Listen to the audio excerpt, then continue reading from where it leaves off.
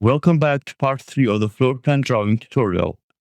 In this part, we will focus on annotations, space labeling, hatching, and the final touches to prepare the drawing for print.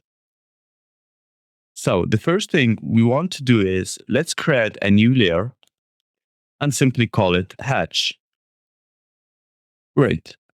Now double click here to activate our layer. Now we would like to hatch our walls and our interior part of the floor plan. So Z for zoom. Let's create a box to zoom in to our floor plan. Great. Now what we are going to do is simply type HA, but before that, let's hide our axis lines and also our text layer. Now we have a better view to work. So HA for hatch, enter. Let's click inside our walls. Okay. So for the hatch type, don't worry. Now we can change the hatch type to this angled line. And as you see, nothing quite happens and it looks solid. And that's because we need to set the scale. Let's set it to 20, too small, maybe 40. And yeah, it looks much better. Great. Now, still while the hatch layer is active, we can simply hide our doors also. Okay. So we will go for L, line, and close these parts here. And yeah, some of you might ask, why are we doing that? And now shortly you'll see why. So now that we have closed our floor plan, we can simply type boundary, okay, hit enter and hit OK. Now click inside the floor plan, one time here and one time here. Great. And now hit OK or enter. Polyline OK. Yes, no problem. Now we go to hatch again, enter. And now all we have to do is click inside of our floor plan and directly it gets hatched. So for this space here and our bedroom, we would like to choose something that represents a parquet floor. So let's search for it and see what we can find. Maybe this one looks great, I think. Yeah. Oops. Yeah. Okay. It's called Dolnit. We'll choose this one. Hit enter. So now we have the floor plan 1. The scale looks fine for me. Now again, HA for hatch. And now let's hatch our bathroom here as well and find something representing tiles. Maybe this one. The scale is too big. Let's go for something smaller, not 1, but maybe 5 or 3.5. Yeah, now it looks much better. And now let's bring back our text layer, our doors, and our axis layer. Great. Let's also turn on our line weight to see the line weight of our walls. Great. Now we have to hatch here as well. HA for hatch. This is our balcony area, and we will leave it as tiles also because it's outdoor.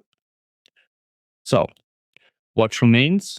Let's activate our text layer here and simply copy this text here.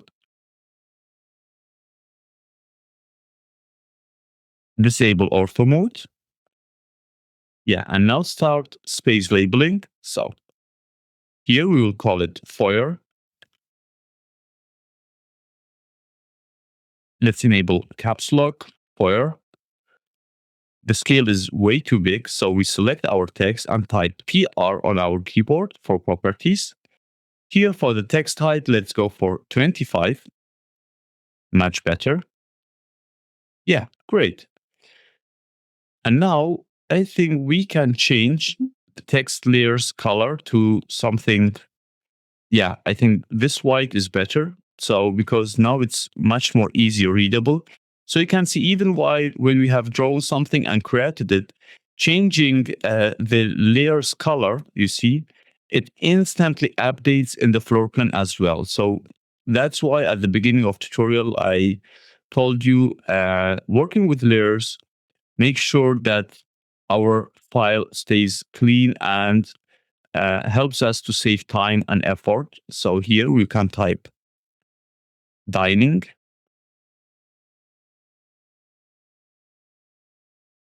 It's highly recommended to always work with layers, okay? Never try to draw your entire floor plan on a single layer. That's not a smart move. So we call this one bed, room.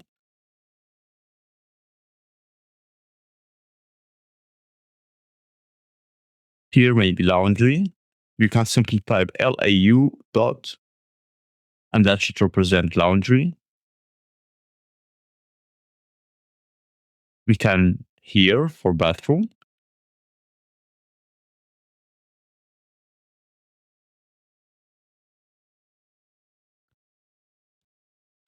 And here for living room. And then we are almost done and we can move on to add dimensions. So far looks fine. Now let's get to our dimensions. And now if I type dim, align it, okay, this is the one we are going to choose. And I take a dimension from here to here, okay. You see if I zoom in, so right now we are not on the dim layer, okay, but as you see, we don't see the dimension text and we have to zoom in quite a lot in order to be able to see our dimension text. So how we are going to solve that? Let's delete this, activate the dim layer, okay, and type dim A and choose dim align it. Take our first dimension, okay? Great. Again, we are not seeing anything. We have quite to zoom in a lot. So now what we are going to do to solve this issue, we will type dim style, okay? Dim style, hit enter. Now we will modify the dimension style that is currently on standard, but for our case, the scale is not correct and even the way it looks does not look professional. So we'll go to modify and here, we'll go to lines and yeah, fixed length extension lines. That's something that I want to choose. We will keep it as 1. So these extension lines don't get too long. They stay fixed throughout our dimensions. Now we'll go to symbol and arrows. And arrowheads, I would like to go for architecture tick or oblique. You are free to choose any of them. We will go for architecture tick. Here again, architecture tick. Now let's see.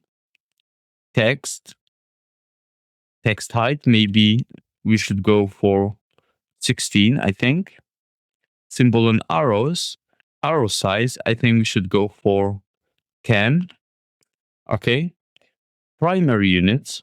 So I think it should round off to 2 decimal units. That would be fine, or maybe more. Okay. And now let's hit OK, set current and close.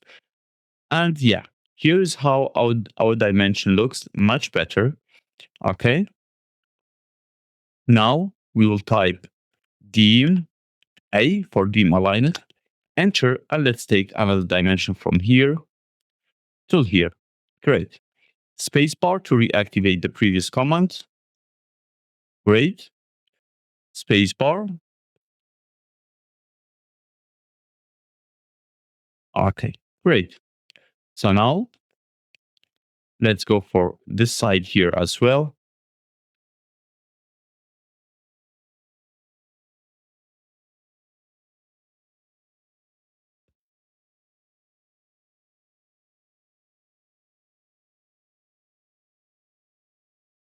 Great.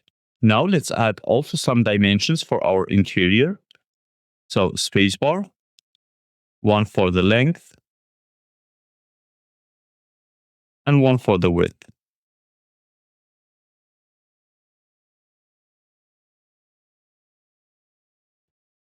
Here, 1 here. So we won't overcomplicate it as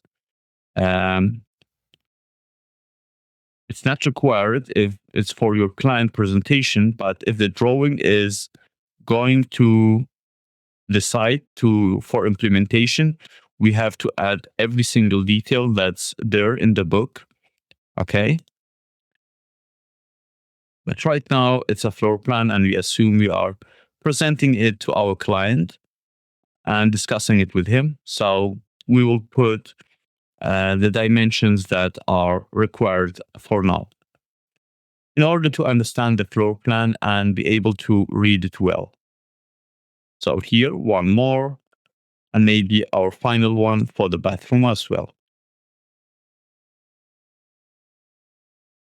So here we can slightly move our text for the bathroom so that they don't overlap. Great. So now we are almost done with our floor plan. One more very important thing, and that would be to prepare our floor plan drawing for printing, adding it to a title block and either printing it or converting it to a PDF, which is the final stage of any project. So now what we are going to do, we'll go to layout one. And here we have a layout which we don't know its exact dimension. So I would like to insert my project into an A3 paper size. So right click here on layout one and let's go to page setup manager. And then we will go to modify. And here we have a couple of settings to tweak. So in printer plotter, find DWG to PDF. Then for paper size, find ISO full bleed A3. Okay. Plot area, what to plot, let's stick to layout. Okay.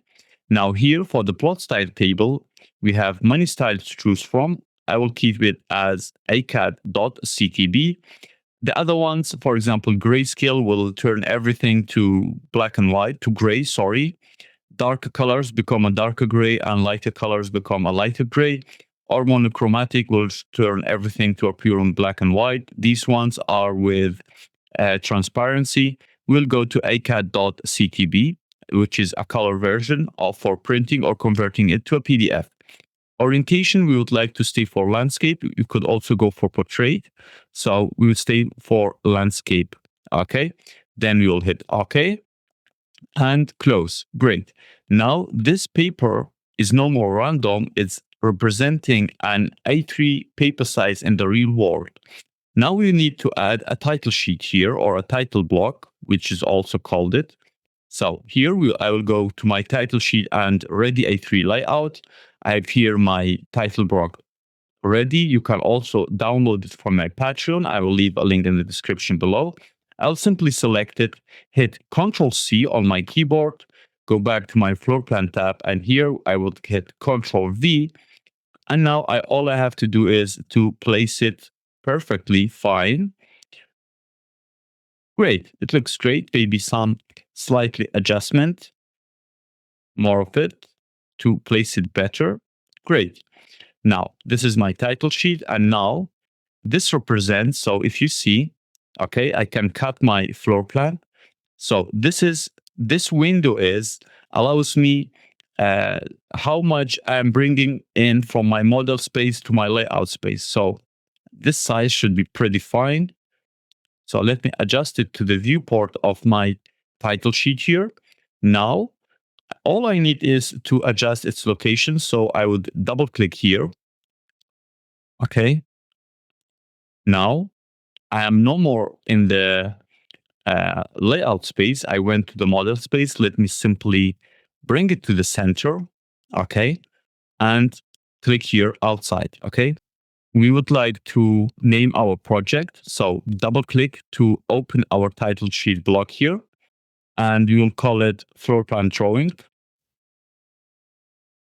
Floor plan drawing cabinet house.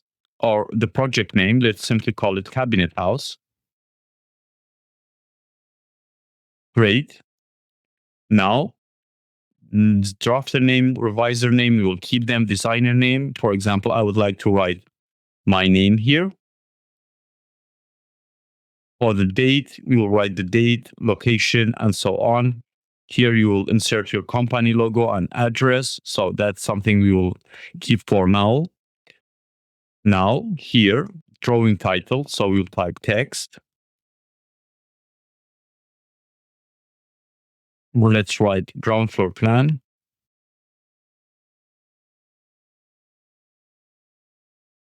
So it's way too big. So we can simply SC for scale, enter, and let's scale it down.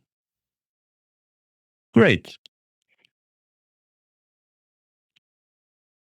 Thanks for watching. Don't forget to like and subscribe. And if you have any questions, let me know in the comment section below.